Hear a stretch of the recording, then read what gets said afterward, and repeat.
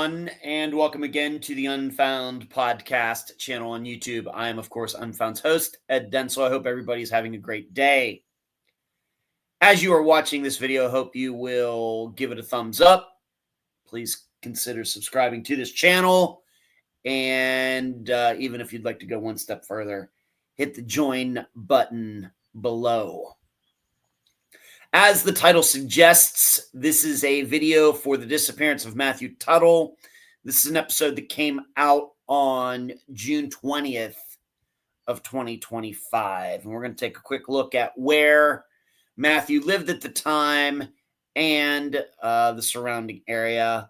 And if the computer lets me, I might even do a street view. We'll just have to see. I'm here at my dad's in Pennsylvania. His internet is considerably slower than mine in Florida, and so sometimes sharing screens and things, it doesn't like doing that too much. So we're just going to take a look at the satellite view for a moment. And, of course, the elephant on this map is the Mississippi River, which is right to the left, or this would be west of where Matthew lived, Matthew living at this complex right here where the red dot is. It's unavoidable in disappearances like these. It doesn't matter if it's a man or a woman. It doesn't matter the age. It doesn't matter whether they have addictions or not. Really, none of that matters, in my opinion, when you start looking at disappearances like Matthew's, where we're inclined to believe that the popular story, the public story is true. You always got to look at nearby bodies of water under these circumstances. Always. Not saying that will necessarily get you to the end of the mystery, but you have to at least analyze it. And then when you have the Mississippi River, which is the biggest river in the United States, in fact, one of the longest rivers in the world by both length and volume of water and everything, you got to look at it.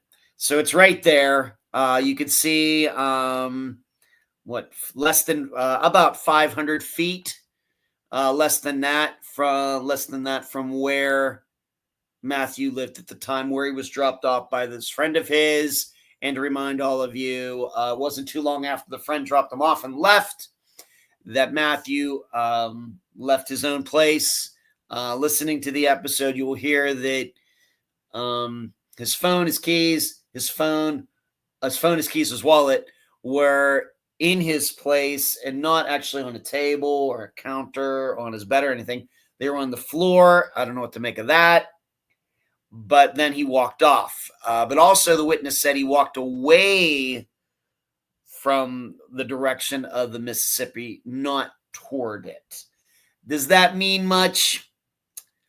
Not necessarily. I mean, I had to ask it in the episode, but it just all depends on what the quickest path was. It very well could be going out of his place that maybe there's a fence, or is there a path or steps or something that he would have to go in a different direction to get to the river. There's no reason to believe he went to the river, but we have to think about it. And this is another one of those occasions where I think it would pay to go back and look at what the status of the river was at the time. I think I read that the Mississippi was actually low at the time, and given that it would be in the middle of the summer, that would not be surprising to me. But still, it's the Mississippi. I don't know if it really means if it's low or it's high, that makes that much of a difference. For flooding purposes, it could, but for somebody who was distraught or something going into the river, I don't think it would mean much. However, there is a counter to that. I'm no psychologist, but I've picked up, I think, quite a bit over the past 9 years.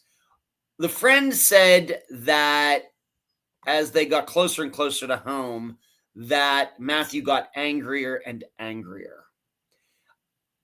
My impression is that anger is usually not a prerequisite to committing suicide. In fact, we've all heard many, many stories of people who committed suicide. And what does everybody say? Well, they seem so happy.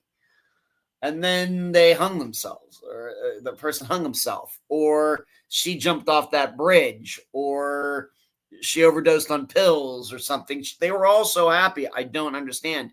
Rarely do you get a situation where it's, oh yeah, that person was so ticked off, and then you find out the person committed suicide. Something to think about. It's certainly not that's not a scientific analysis. It's, I guess, anecdotal, but you all certainly know what I'm getting at here. So I would say in general, it doesn't seem that Matthew was suicidal when he got dropped off simply because of his anger. It's just something to consider. But the river is right there. I think what makes more sense along those lines is that given that he was an addict, would he not have been automatically gone in search of a fix? That makes a lot of sense too. In fact, it might make more sense than him going over to this river and going into it for whatever reason. Granted, him being in his bare feet doesn't help. He was surely not in his bare feet when he was let out of jail, which means he went home, took his shoes off.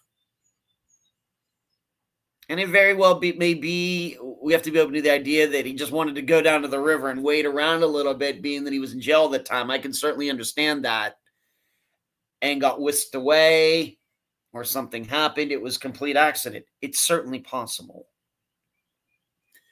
But it just doesn't sound to me like this is necessarily a suicide as we lay people would determine that. And very well, of course, I hope he's still alive out there somewhere, and he's just disappeared because he's avoiding the charges and he'll have to go back to jail and everything. I certainly hope that.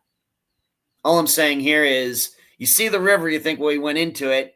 Certainly possible. But Matthew's demeanor and everything, I don't know if we can necessarily just think that he went over to the river and jumped in. Maybe like a Jake Lachelet. No, his mother doesn't believe that. Maybe like a Jake Lachelet did, or someone. So just some things to think about, but this is the map. I really don't think I need to do a street view, whether this computer will let me do it or not. I think we got a pretty good idea here of the area. So thank you for watching. Once again, give this video a thumbs up. Consider subscribing to Unfound's YouTube channel. And I will talk to you again all very soon.